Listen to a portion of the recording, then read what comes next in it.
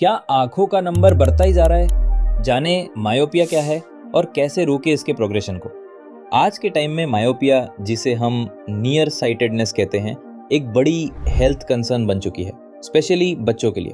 पहले छोटी सी प्रॉब्लम लगती है, जैसे बोर्ड थोड़ा ब्लर दिख रहा हो, पर धीरे धीरे आंखों का नंबर बढ़ता है और -1 से -4, -5 या इवन -8 तक पहुंच जाता है।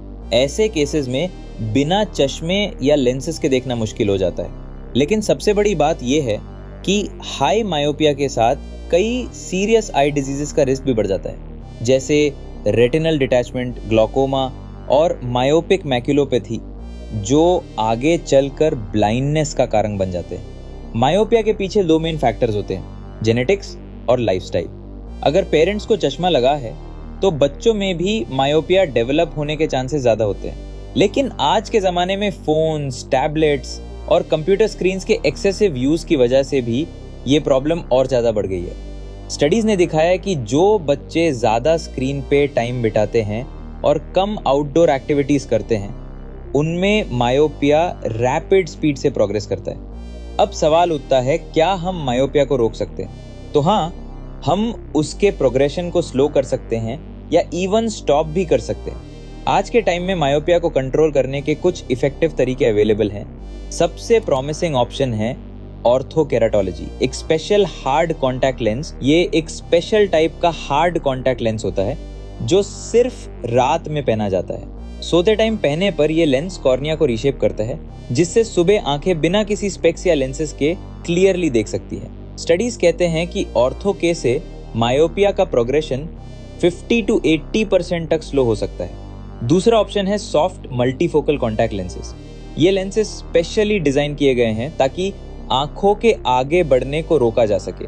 विजन क्लियर मिलता है और लेंस के फोकसिंग जोन्स की वजह से आई ग्रोथ स्लो हो जाती है। ये भी लगभग 50 to 80% तक मायोपिया प्रोग्रेशन को रिड्यूस करता है।